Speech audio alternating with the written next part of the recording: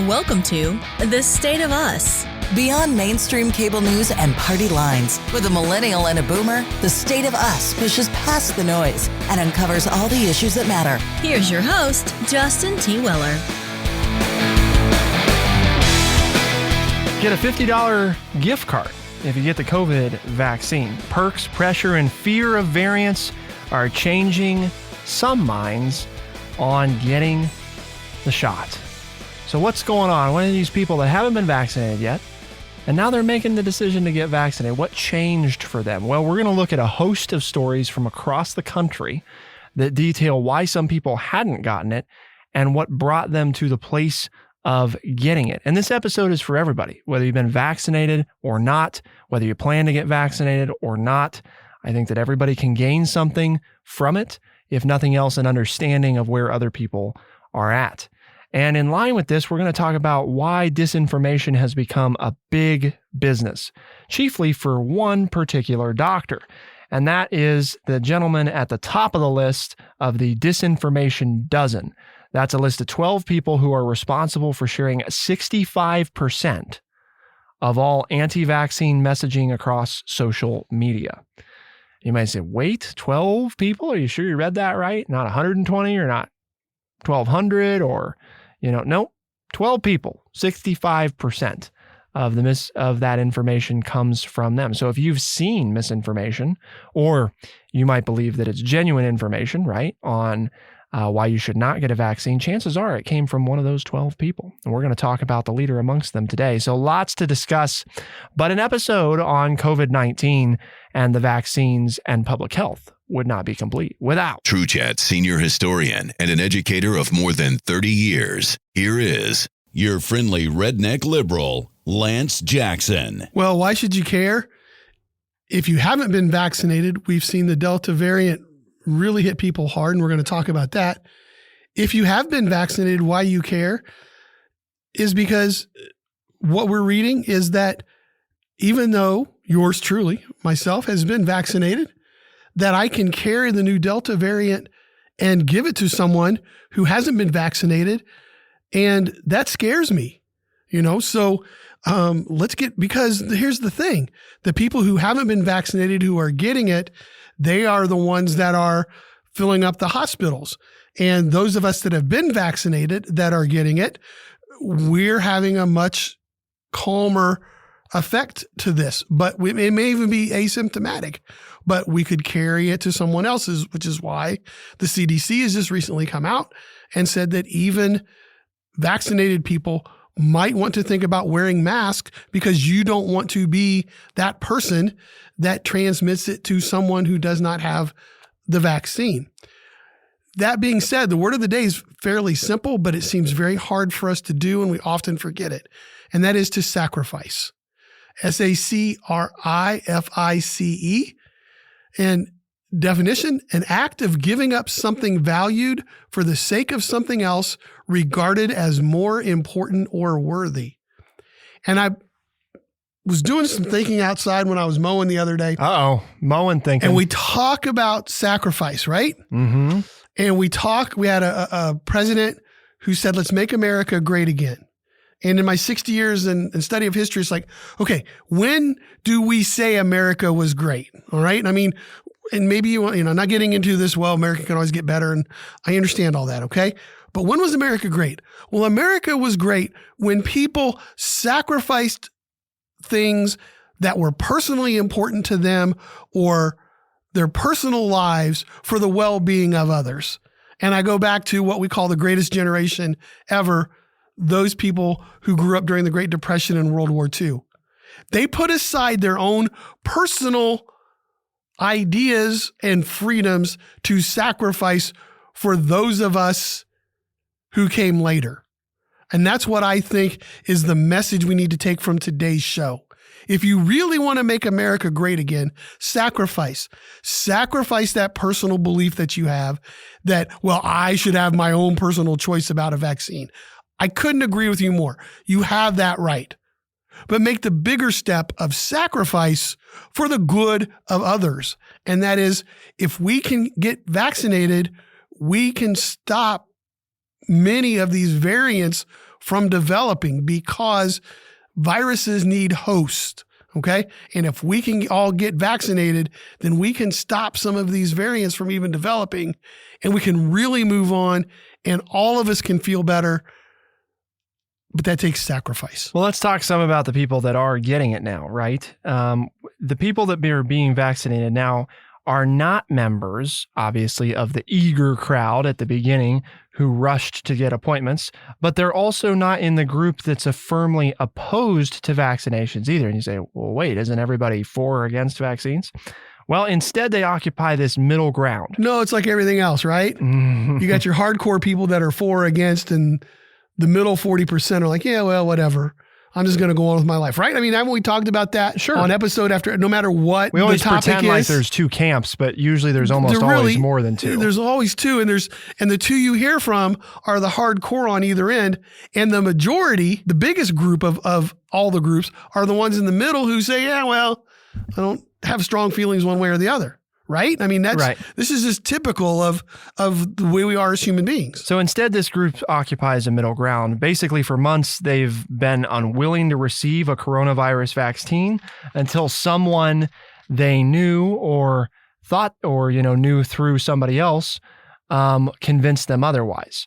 How many people ultimately joined the group and how quickly could determine the course of the coronavirus in the United States. Because as we look through these examples, and Lance will share a few of the individuals here, that we heard from and what exactly was their motivation. The interviews were conducted just last week on a Thursday, and covered 8 different states and a range of demographic backgrounds, black, white, otherwise, old, young, middle-aged. You've got people from all different states and backgrounds, conservative, liberal, etc. So I thought it was a good cross-section, very American in its makeup. So what did we hear from people, Lance? This group that's, is it just some people hadn't gotten around to it? They were nervous? What's going on? Well, it was a little bit of everything. And the report also says that, as most of us probably suspected, those places that voted for Mr. Trump for president in the last election are lagging behind in vaccines. But some of those people are coming out now. And some of them have said, there's this one middle-aged lady who points out, well, I just wasn't sure if it was safe or not. And so I've waited. Well, I don't know anybody who's gotten the vaccine who's had a bad incident with it. And so it would appear that it's safe. So now I'm thinking it's time to do this because of the variant coming around. There was a construction worker, I think in California, who said, yeah, it's been really hard because we've been busy. The economy's picked up. It's been hard for me to get the vaccine, but my family members have it. And I just saw where this pop-up place was open. And so I stopped in to get this vaccine. Another was a mother of a teenager. The teenager had been saying, Mom, we need to get the vaccine. Mom, we need to get the vaccine. And she said, yeah, I don't think we need it. I don't think we need it.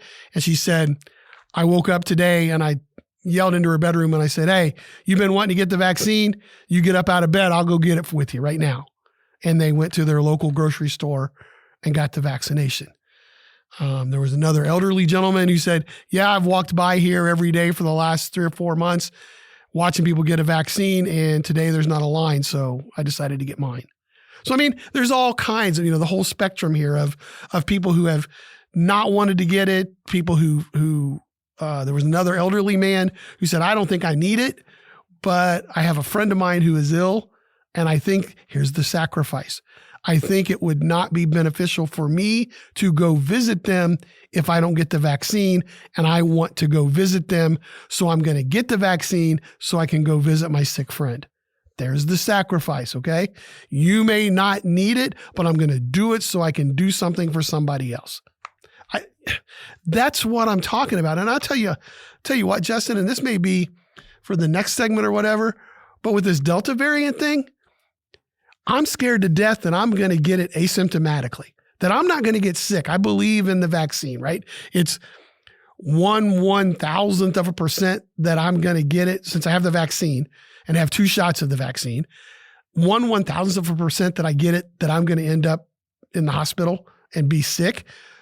but I'm afraid I'm going to get it asymptomatically. And then I hang out with people who haven't gotten the shot yet and they get it and I'll never know, but am I going to be the reason why they get sick? And so if you're one of those people, you need to get that for my peace of mind. Don't make me feel like I'm going to get you sick because you don't get the vaccine. Because I could carry it, not know it. I mean, I've got the vaccine, but I can still carry this new Delta variant and give it to people that I love and care about because they don't get the vaccine. That's my big fear right now. Personally, I mean, for me, do I think people should get vaccinated? Yes. Do I understand that for some of them, it's going to be a greater sacrifice than it was for you or me? Yes. But get it for me if you're one of the people that I know, because I don't want to give it to you and you end up going to the hospital and heaven forbid you die from this new variant, because people are doing that. And I don't want it to be because you didn't get a shot and I unknowingly and unsuspectedly carried it to you. I think there's a lot of reasons. I mean, we talked about this months ago, why people might not want to get it, right? One of them was people feeling that it's not safe. I think part of what's changed is you're seeing in this group, the people that felt that way initially, that mindset's starting to change, they're not generally vaccine skeptical. They were skeptical of this. And even, I mean, folks, go back and listen, right?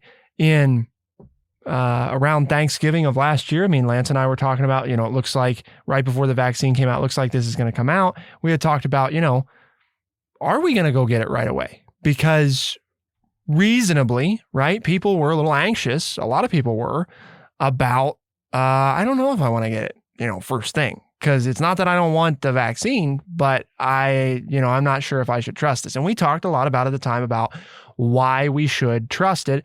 And, Lance and I both talked about that even though we had some skepticism about that, we did end up being some of the first people in line. So, but these folks, some folks who had even more hesitation, you have over 100 million people vaccinated now.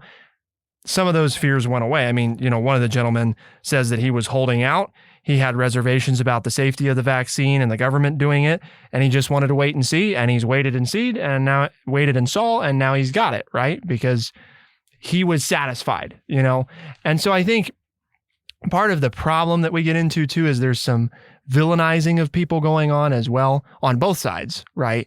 People who get all upset at people that have been vaccinated. It's like, why do you care? It's not your body. It's not you. You're all about you having the choice. So again, don't vilify people who have made the choice to get vaccinated. But on the flip side too, people can be very harsh against anybody who's not vaccinated.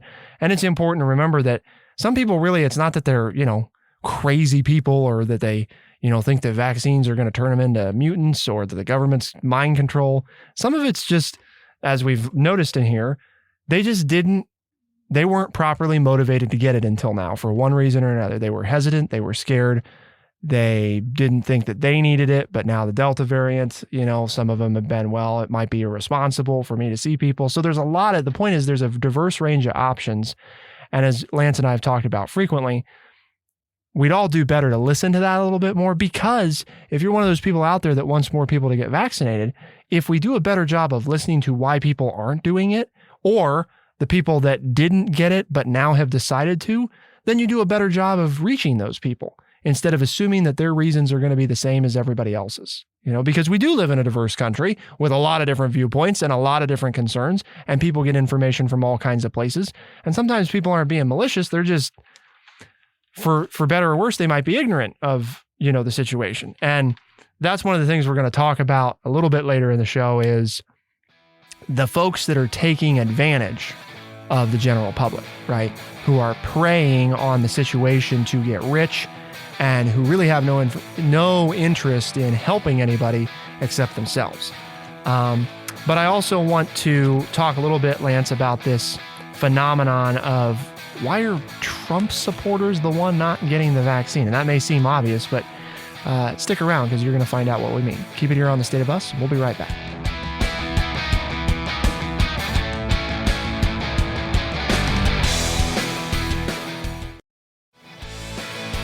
We are The State of Us. Here's your host, Justin T. Weller. Lots of people are getting vaccinated now who had previously been holding out. Why is that? Well, we talked about it some in the first segment of today's show. Lots of different reasons, right? They know somebody that might be at risk. They were waiting to see how it went.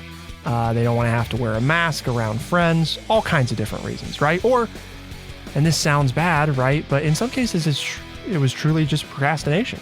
They didn't have anybody in their family or they themselves. There wasn't an urgent reason to get it. There wasn't a big risk to them or the people they knew. So there was no real big, now I'll get it at some point, but I don't need to rush out there and I don't need to wait in line for 3 hours to get it. I'll wait until I can pop in and pop out. And again, you can judge that all you want, but we're just trying to share with people why some of this is taking place. And part of what I wanted to talk about is we talked about this odd correlation between, and again, if you're out there and you're on the left, right, you're going to say it's not an odd correlation that Trump supporters, wouldn't be getting the vaccine, but I think it is. And here's why. Listen to this, Lance. It works incredibly well, 95%, maybe even more than that. It works incredibly well. And it's really saving our country and it's saving, frankly, the world. So, Mr. President, I know that you received the vaccine. Mrs. Trump also got the vaccine. Would you recommend to our audience that they get the vaccine then? I would recommend it, and I would recommend it to a lot of people that don't want to get it, and a lot of those people voted for me, frankly. But, again, we have our freedoms, and we have to live by that, and I agree with that also. But it's a great vaccine, it's a safe vaccine, and it's something that works. Well, Lance, there you have it. Quote, "It works incredibly well. It is saving our country and the world. I would recommend it to everyone, including people that don't want to get it. It is great and safe." From President Donald J. Trump on Fox News, March 16th, 2021. Why is it partisan? I mean, why? Well, it shouldn't be, because it doesn't sound like, President Trump, it doesn't sound like it is. Right? And even in the last few weeks, Tucker Carlson and Laura Ingraham on Fox have come out and said, we got disagreements with some other things, but you probably should get the shot. It's probably okay to go ahead and get the shot. And I guess you talk about partisan. My thought was, okay, you have the right to whether or not you want to get the shot. You don't want to make that sacrifice. That's okay. But by the same token, when I start wearing my mask inside, don't start hassling me either, because that's happened to some friends of mine. One of them being a nurse, she's wearing a mask and she does elective eye surgery on elderly people in California. And this elderly lady came in and said, you guys need to grow a pair because this mask thing's out of hand. It's not for real. And my friend, the nurse, looked up and said, I'm wearing this mask to protect you because I've been vaccinated, but I can carry the new Delta variant. And so I'm going to be right up in your face for the next hour. So I'm wearing this mask so that I don't pass the variant on to you because you're not vaccinated. So maybe you need to get off my back. And the elderly lady said, "Oh, well, I appreciate you doing that for me. I realize now that you're concerned about my health and well-being." So, I won't make it partisan if you don't get the shot, but you don't make it partisan if I'm wearing a mask because I'm sacrificing to try to protect you. I guess it works both ways, right? Yeah. The one thing I heard the other day, because somebody on a different radio program I was listening to had some callers call in, and one of them was very adamantly, "I'm not getting the shot." And my mother, who's, in her 70s or 80s, isn't getting it either. And her peer group doesn't necessarily have it, and we're not getting it. And they brought up President Trump got the vaccine and he also said people should. And they said that doesn't matter to them. I guess the one positive from that is that maybe we're above partisan politics, I guess, on not getting the vaccine. But I think for a lot of folks, if the concern was you weren't doing it because Trump hadn't told you to, if people aren't, we don't seem to reinforce that enough, I guess. I don't know how much plainer it could be now. If you're not getting it because of misinformation, which is what we're about to talk about, that's a different thing. And I think that's where this comes from, right? Is these people that were on the radio that I'm talking about, they supported Trump and they thought he had made a mistake by getting the vaccine. And that's big because you'll know that, in politics today, you can get hardly anybody on either side to admit that their side made a mistake. So I think that's noteworthy of itself. But the point is, how how much disinformation did they have to receive in order to become convinced of that opinion, to split with somebody that they so strongly support? Because again, and we'll transition on to the next thing, I just think it's worth saying again, in March of 2021, Donald Trump says, quote, referring to the vaccine, "It works incredibly well. It is saving our country and the world. I would recommend it to everyone, including those people that don't want to get it. It is great and safe."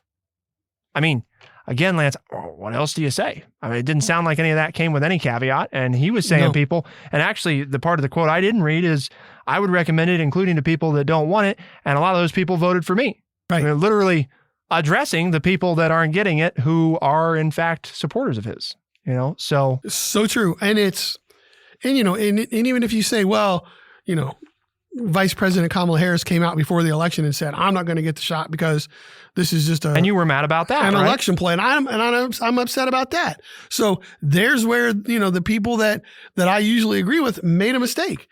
I mean, I would have gotten the vaccine when I went to my doctor and said, "Is this vaccine safe? You've read about it. You know my health." If my doctor had said, "Yes, you need to go get this," I'd have gotten it before the election. I don't care. I mean, if somebody's doing something to help me, wonderful. Does that mean I agree with you on what to do at the border or what to do in Afghanistan or how you treat? No, I can have disagreements with you about other topics, but I'm not going to have a disagreement with you when you do something to help my own personal well-being. And then, so, I don't see where we shouldn't be bringing politics into people's health. Well, and that's, I think, part of what this proves, right, is that or capitalism, as this doctor in the second article. I'm just going to use COVID to make money for myself and get people not to get the shot so that they'll buy my product so that I can get even richer than the $100 million I already have. Part of what I think is worth acknowledging, and maybe it takes somebody saying it to understand, is, does Donald Trump's administration deserve some credit, and a good bit of credit, for getting the vaccine effort up and rolling? Absolutely. Does Biden's administration deserve a lot of credit for getting a lot of shots in people's arms? Absolutely. And should any of that really matter? No, because that's not what it's about. Who gives a damn who came up with it and who put it in people's arms? The thing that matters is that people got vaccinated. That's what matters, and it shouldn't be about, well, Donald Trump got credit for it and Biden didn't, or vice versa. Biden got credit and, well, we don't really want to pretend like Trump he didn't do anything, and we're missing the point, right? Because none of that is the point of the vaccine. Isn't the government supposed to work for the people? Right. And it does. The Republicans aren't supposed to just work for the people, or the Democrats are just supposed to work for the people. The government, whether it's Democrats or Republicans, are supposed to work for the good of the people.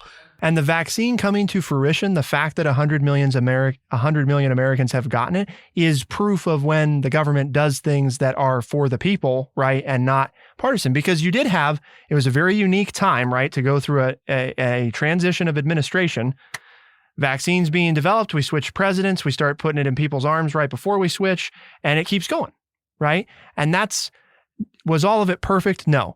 Did both sides say different things at different points that weren't true, or very, we're playing politics with this? Yeah, they did. But at the end of the day, we need less of that and more of the people need to get the vaccine, because it's not a Republican and Democrat thing. It's let's just keep people safe. Well, and for those of you out there, make sure our economy doesn't crash. Exactly. It's in the news that within the next couple of months, the FDA will probably be approving. The paperwork is now in the pipeline for the FDA to go through the bureaucratic process to make it an official sanctioned vaccine. So if you're holding out because, the FDA hasn't approved it yet, well, that's coming in the next couple of months. So if you want to wait, I guess you can, but that seems to be in the pipeline and happening as we speak. So what about what's happening with misinformation? Well, the number one person responsible for it, Joseph Mercola, we're going to be talking about him. What's he doing? Is it for your benefit? Well, keep it here on The State of Us, and we'll find out.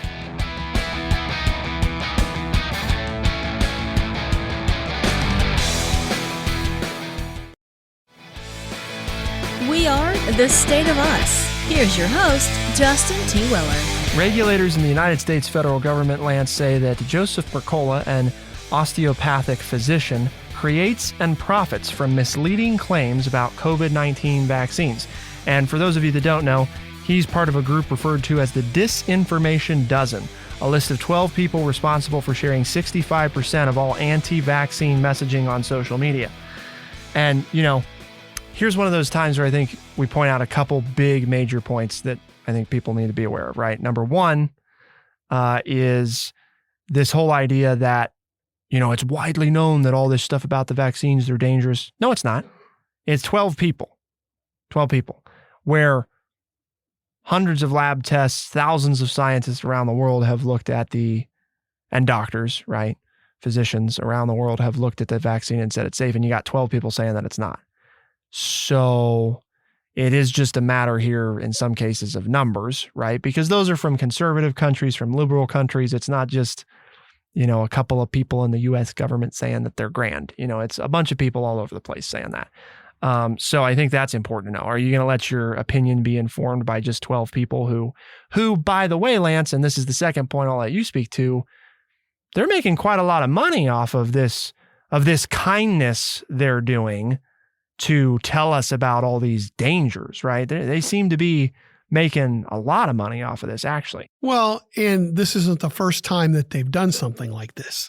They have a history. They have a history. They were doing it before COVID. I'm the history person, right? COVID is just their latest opportunity to sell you something to make you safer than what's being done. I mean, they talk about certain kinds of mattresses in here and how you can buy their product and it will protect you from the radiation that's coming from the mattress and this, that, or the other. And over the last 30 years, this doctor has made over $100 million selling his products around the world, his yogurt, his different things to help you, because he is a natural health doctor. Nothing against natural health.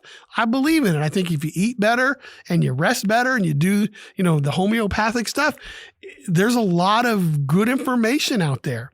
Unfortunately, if you go back and review what this doctor has done, every time there's been something that he can twist just enough to make you question it. And again, he doesn't say it's wrong. He just poses questions. And he does it in a manner that gets people to like it on Facebook, which then goes to more people. Says he has over 1.5 million followers in the United States and over 1 million, or in his English language Facebook, and over 1 million in his Spanish language Facebook. But the bottom line is it's all about making money. And he's moved to Florida. Well, not to cast aspersions on anybody, because I don't know, but I do know that Florida doesn't have a state income tax. So if you're selling stuff, you don't have to pay state tax on it, right? I mean, that's because there is no state tax in Florida. So it's just that, unfortunately, and maybe some of these questions do need to be raised, okay? But he raises them without giving information behind it. And then, like I said, he's been doing this for years on other things so that he can sell his own personal products that benefit, air quotes here, not only his patients, but his pocketbook. Well, and I mean, it's important to note, right, that it's convenient that everything that he finds issue with, there's usually something that he can sell to solve said issue or address said issue. Because, and you might say, well, he's not doing that with COVID. Yeah, he is. He has awesome. He said, and just here's, the other irony, all this, he admits that COVID is a threat and a danger, right? So, and this is a classic move of people who are trying to get you to do something. They seed some ground to make them seem credible, and then they give you the fake stuff after that, right? So the seeding of the ground here is that COVID's dangerous, okay? And it's dangerous enough that you should do something to protect yourself. Okay, it sounds, so far it sounds like some people might read him and be kind of skeptical, like, well, maybe I don't like this guy, because he's saying that COVID's a big problem, and it's not a big problem. But then he goes on to say something that I like, which is that there's some questions about these vaccines. Are they really all that safe? And instead of getting the vaccines, you can naturally, here, air quotes, right, protect yourself by buying my vitamin supplements that are going to take care of you, instead. And that's not saying that the vitamin supplements can't do some good for you. There's been some different research about, but this is with all illness, folks. I mean, this isn't just a COVID thing. This is, when you're sick, you often have vitamin deficiencies. Because your body's going through them faster. So you got to have more vitamins. So this is not like some novel. He's some genius that's, invented. He's just put together his own special cocktail, and you can buy him from him at an excruciating markup because it sounds like he's a genius. And to me, Lance, there's this definition, and I want you to see if he fits it. A person who cheats or tricks others by persuading them to believe something that is not true. Sounds about right. And folks, that would be a con artist. It's a noun. A person who cheats or tricks others by persuading them to believe something that isn't true. And just because they have earned the degree to put the letters before and after their name doesn't mean that they can't be trying to trick you for their own benefit.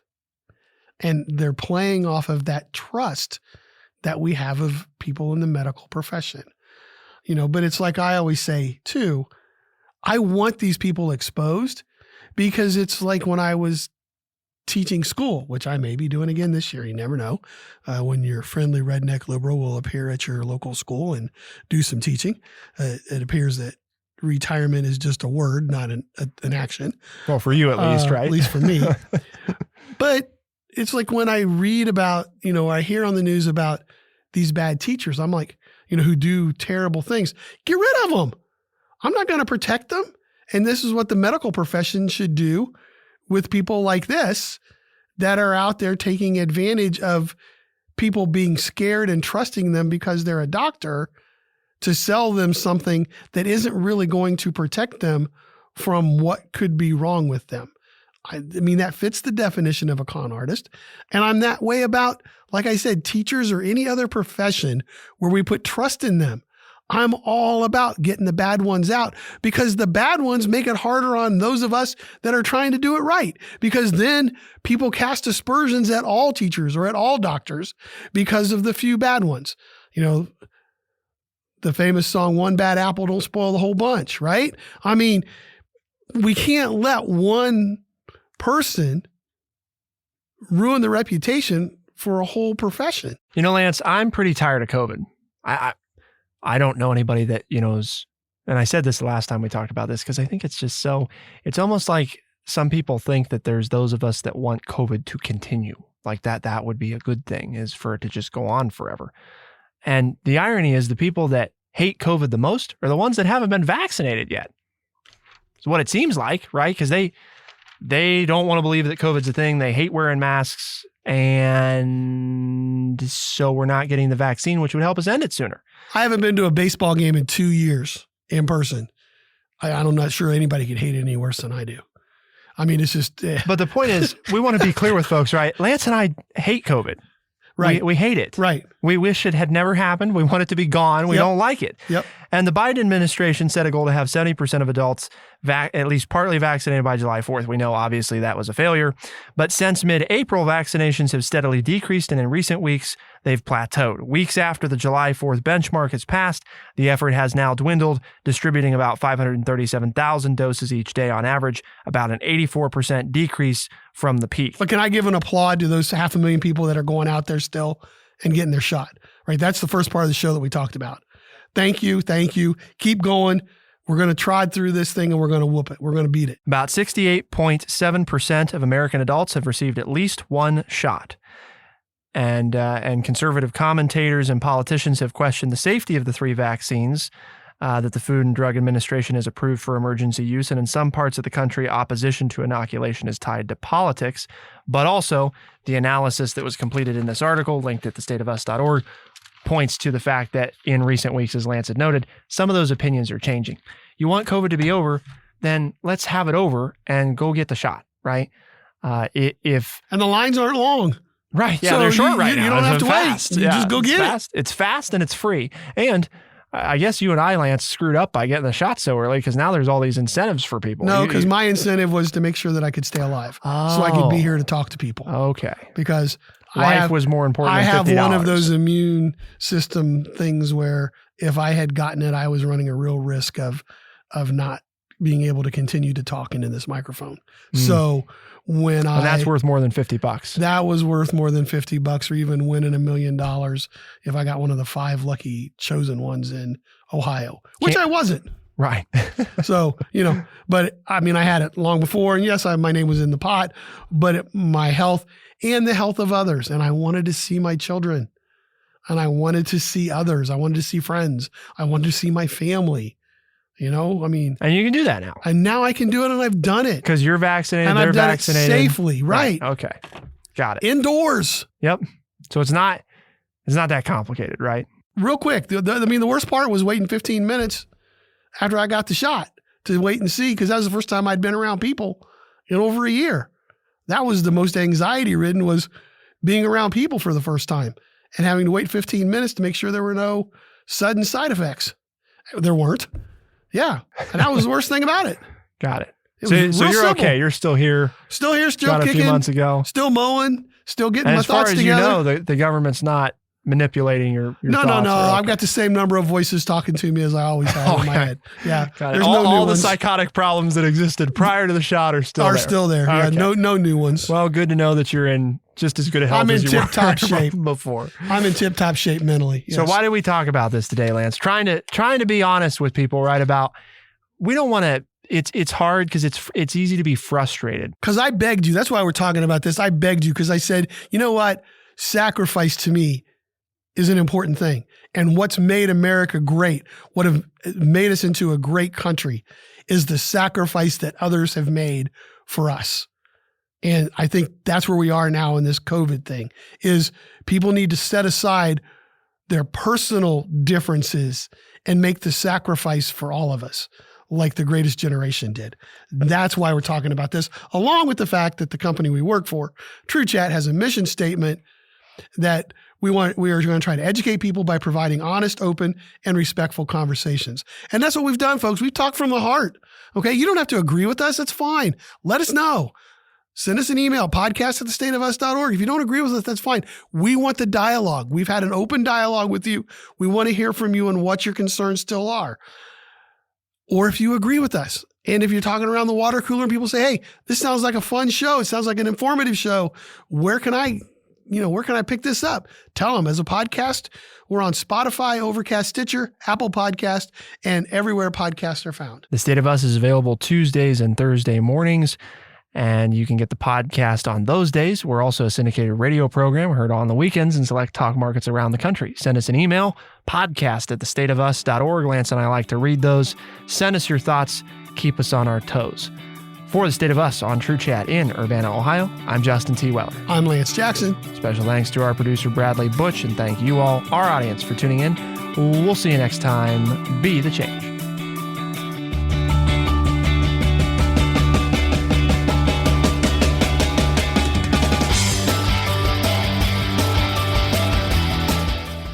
Be sure to check out our website, thestateofus.org, for books, articles, and all the ways to tune in. thestateofus.org.